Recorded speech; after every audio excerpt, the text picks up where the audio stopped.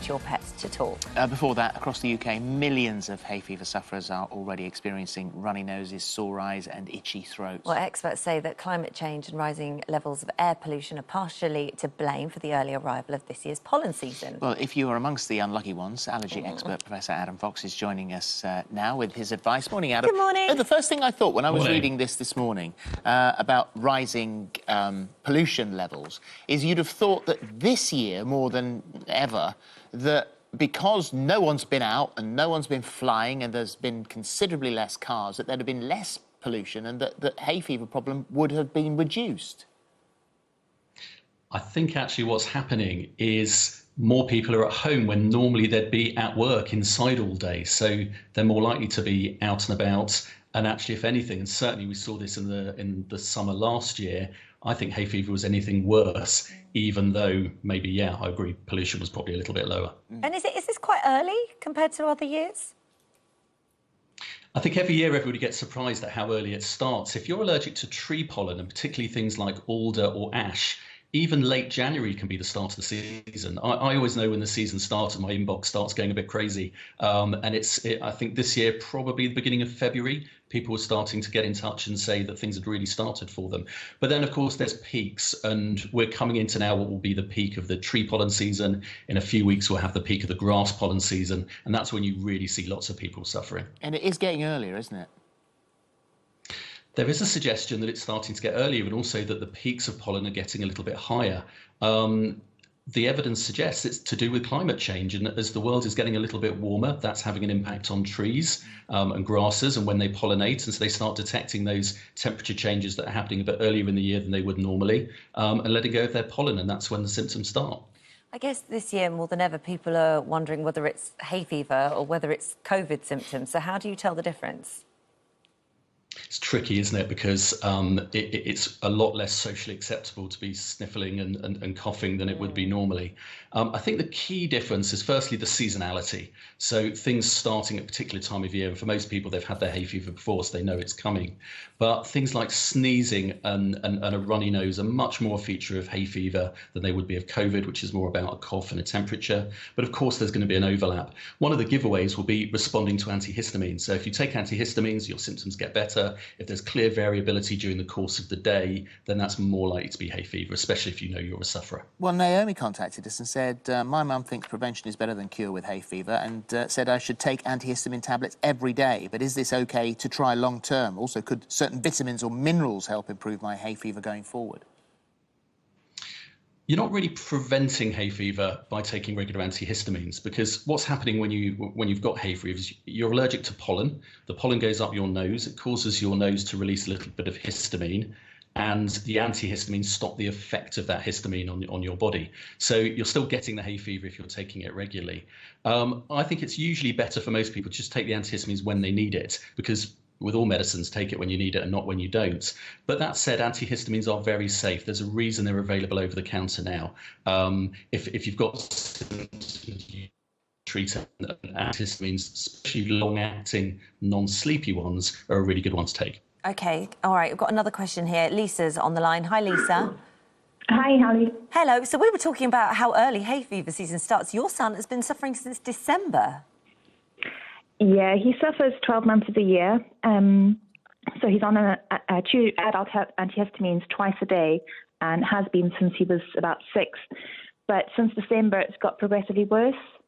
We would normally see a paediatrician every 18 months or so, and he was due to see one at the start of lockdown last year, and we've been on the waiting list. Obviously, with things being so up in the air, he hasn't seen anybody, and we're still on a waiting list. And he's just getting worse. He's not able to sleep. He's affected all through the night, all through the day, and he takes these antihistamines regularly. So I'm just looking to see if there's anything else that you can recommend that we can do. Yeah. I think most people imagine that hay fevers are a bit irritating, but actually there's a small minority of people where it's a really big deal, and it has a massive impact on quality of life. And one of the main ways it does that is through affecting sleep. And if you can't sleep properly, that's going to affect everything. You can't concentrate or work properly at school. It just affects everything. Antihistamines are helpful, but they're not the only thing that are helpful. And if you can't get access to the paediatrician, I would definitely be speaking to your GP about a nasal spray. They contain a little bit of steroid, but they're really effective and they're really safe. And for symptoms like this, when it's really severe, it's just not going to be enough, just the antihistamine. A nasal spray is going to make a really big difference. The other thing to mention, worth thinking about asking for allergy testing as well, because it's hard to blame pollen if your symptoms are all year round. There's probably something like a dust mite allergy going on as well. The symptoms will be broadly the same, but really important to know what you're dealing with, because there may be things like reducing dust mite exposure by putting mattress covers on the bed could make a big difference as well here. But I would say definitely push for a nasal spray from your GP. Thanks, Okay. Lisa. Hope All that right. helps. Yeah, I do too. Hello, Anna. Hello? Hi. Anna. OK, how can we help? Well, I would like to know about why my hay fever is worse during the hours of 5 and 7 in the evening than it is during the day. OK. Really good question. Pollen particles are really light and they're released in the morning. And what they do is they actually go up in the air. And so often people will find first thing in the morning, just as it's getting light, that their symptoms are bad. Then things seem to settle down a little bit. And then all the pollen grains start coming back down again in the evening. So it's really common for that time of day for pollen counts to be higher, or at least the pollen to be at the level that they're going to get up your nose and make your symptoms worse. So some people will avoid going out at those times because things are so bad. I'd say that maybe a better approach would be to time your antihistamines. So maybe take antihistamines at lunchtime rather than first thing in the morning, so that you've got the peak level when the problem's likely to be the most for you.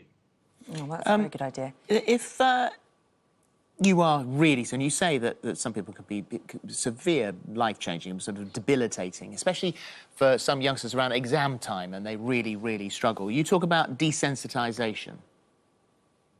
Yeah, so there was a study a few years ago that showed that if you looked at what exam results kids got in their mocks, which of course are at Christmas outside of the pollen season, and then compare it to how they did in their summer exams, which frustratingly in the UK are plonk in the middle of the grass pollen season, it actually showed that you were 50% more likely to drop a grade from your mocks to your summer exams if you had hay fever. So this is a real thing that affects much more than just day-to-day activities.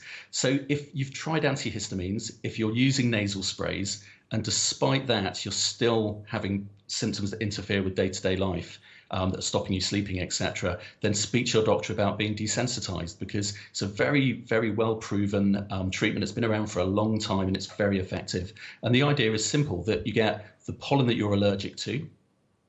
Traditionally, we used to do injections. Now, more commonly, and especially for kids, it's done as a tablet that just goes under your tongue. And if you do that for a few months before the pollen season starts, it retrains your immune system to be less reactive to the pollen, and can make a really big difference in terms of symptoms. And a bit of Vaseline around your nose can also help.